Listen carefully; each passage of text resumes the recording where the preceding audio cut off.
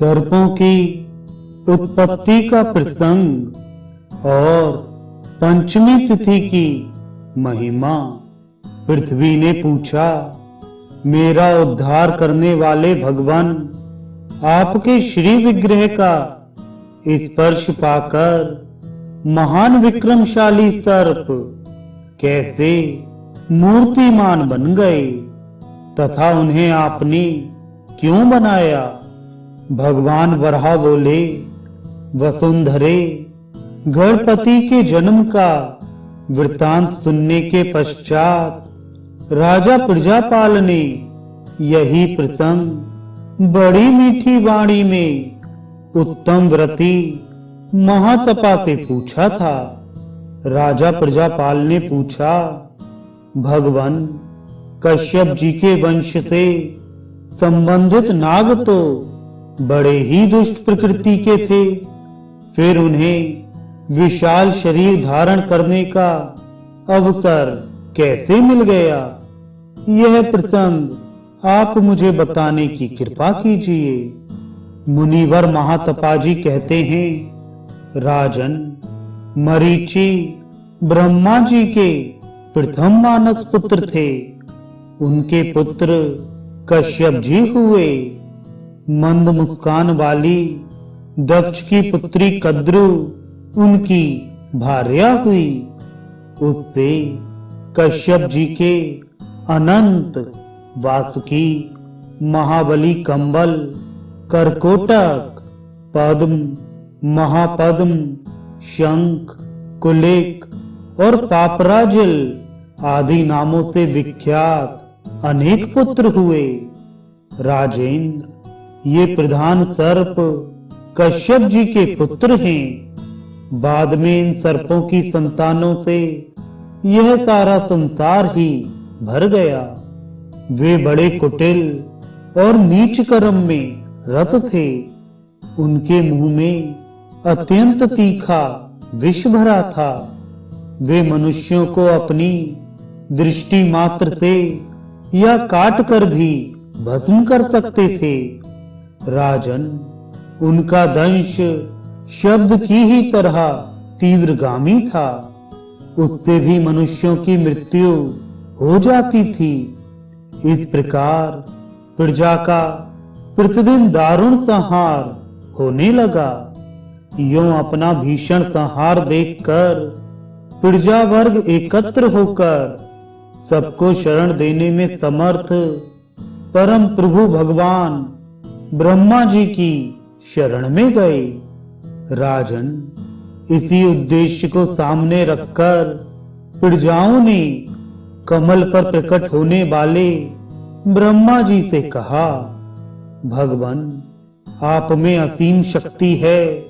इन तीखे दांतों वाले सर्पों से आप हमारी रक्षा करें।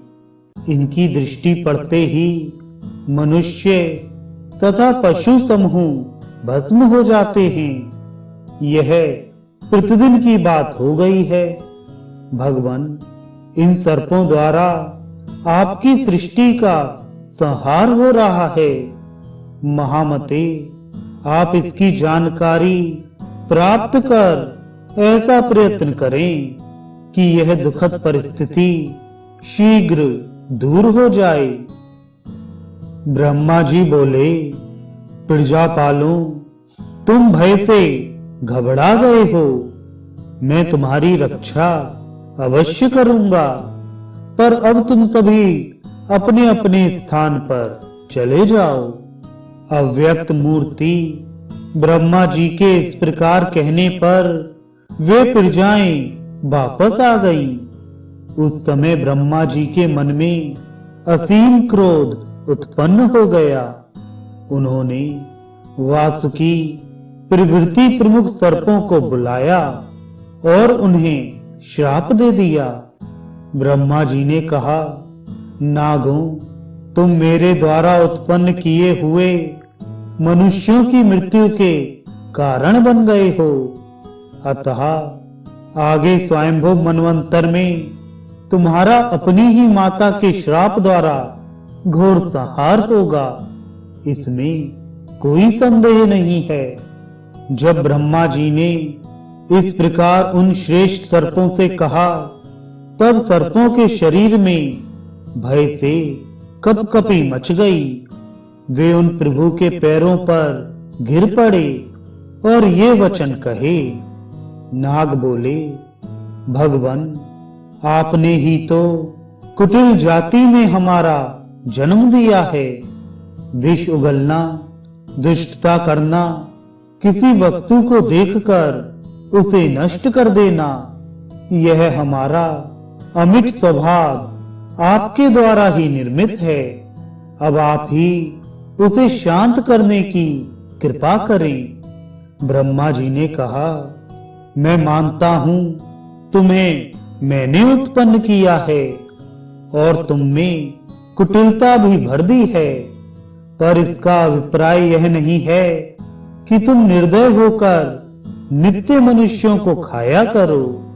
सर्पों ने कहा, भगवान, आप हमें अलग अलग रहने के लिए कोई सुनिश्चित स्थान की व्यवस्था कर दीजिए और हमारे द्वारा डसे जाने की स्थिति एवं नियम भी बता दें।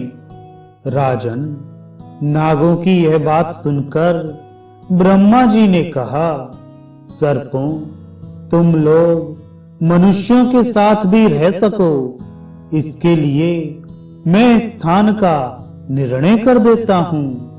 तुम सब लोग मन को एकाग्र कर मेरी आज्ञा सुनो। सुतल, वितल और पाताल, ये 3 लोक कहे गए हैं। तुम्हें रहने की इच्छा हो तो वहीं निवास करो। वहां मेरी आज्ञा तथा व्यवस्था से अनेक प्रकार के भोग तुम्हें भोगने के लिए प्राप्त होंगे। रात के 7वें पहर तक तुम्हें वहां रहना है।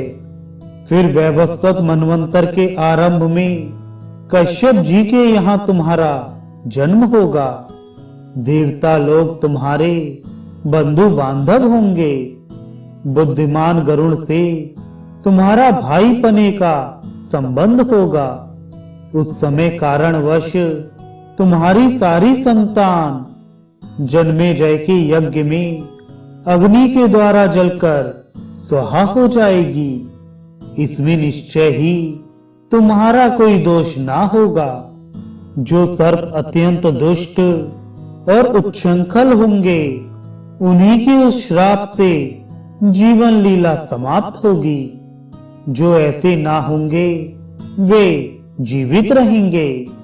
हाँ, अपकार करने पर या जिनका काल ही आ गया हो, उन मनुष्यों को समयानुसार निगलने या काटने के लिए तुम स्वतंत्र हो। गरुण संबंधी मंत्र, औषध और वध गारुण मंडल द्वारा दांत कुंठित करने की कलाएं जिन्हें ज्ञात होंगी, उनसे निश्चय ही तुम्हें डर कर रहना चाहिए, अन्यथा तुम लोगों का विनाश निश्चित है। ब्रह्मा जी के ऐसा कहने पर वे संपूर्ण सर्प पृथ्वी के नीचे पाताल लोक में चले गए। इस प्रकार ब्रह्मा जी से श्राप एवं वरदान पाकर वे पाताल में आनंद पूर्वक निवास करने लगे। ये सारी बातें उन नाग महान भावों के साथ 5वीं तिथि के दिन ही घटित हुई थीं। अतः यह तिथि धन्य, प्रिय, पवित्र और संपूर्ण पापों का संहारक सिद्ध हो गई। इस तिथि में जो खट्टे पदार्थ के भोजन का परित्याग करेगा और दूध से नागों को स्नान कराएगा, सर्प उसके मित्र बन जाएंगे।